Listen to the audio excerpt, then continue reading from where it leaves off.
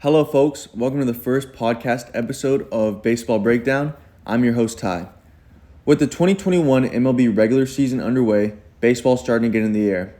With that comes fans discussing a question that has been around since the 1970s when the designated hitter was introduced in the MLB. The question being, should the National League adopt the designated hitter rule?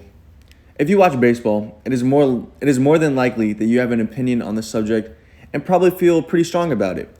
There is no right or wrong answer because there is no true way to say how the game of baseball should be played.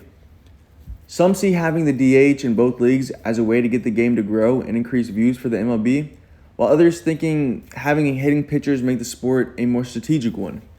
Today, we will be breaking down different sabermetrics and statistics while also linking at interviews from former and current big league players and managers to help you, the listener, find an answer to whether or not there should be a universal designated hitter.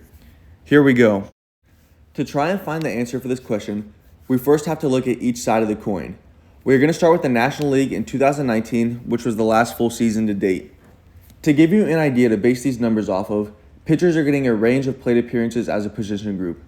The LA Dodgers led with 365, and the Padres were in last with 283.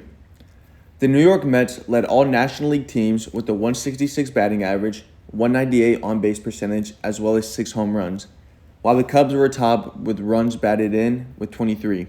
Some of the 4 major offensive categories.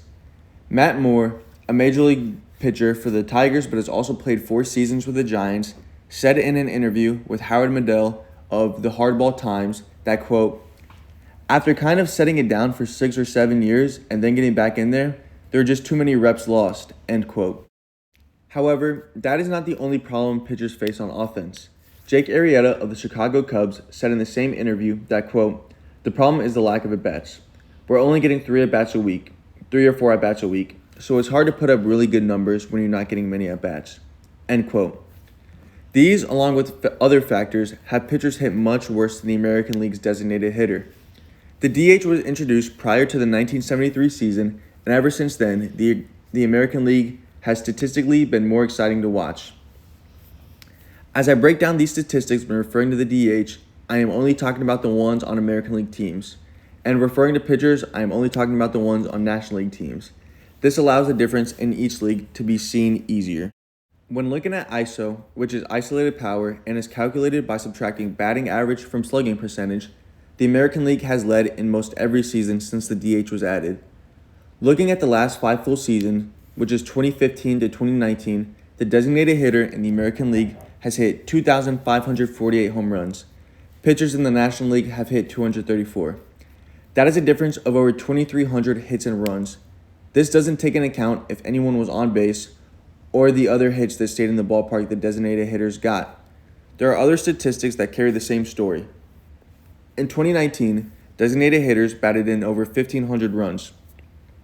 Pitchers batted in just 233. All these numbers are going to be coming from Fangraphs.com. These numbers do not show the range that the league faces. It proves the side for those that believe it would make the majors more exciting and action-packed if there was a universal DH. What it does not show, however, is for those that think it makes the MLB less strategic. To explain what I mean by this, I'm going to tell you a situation. The Mets are playing the Phillies in New York in a tied ball game, and Jacob deGrom just pitched the top of the 7th, getting the side out in order. In the bottom of the inning, with 2 outs, the 8-hole batter gets on base. The manager is faced with a problem. Does he allow his pitcher to take an at-bat even though it is late in the game, or does he go to his bench, which would cause deGrom's day to be over after a great start? This is the question that many National League managers face multiple times a week. To some, this is the beauty of baseball. The manager's strategy either works out or it doesn't. But just like anything in life, there's always going to be someone who disagrees. The main argument against the hitting pitcher is the fact that teams want to pitch to them as they are easier outs.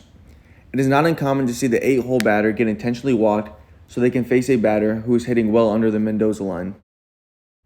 Former MLB pitcher and current analyst Dan Plesac said in a 2015 segment about designated hitters on MLB Central that, quote, "It's used as a great tool to get everyday guys off their feet," end quote.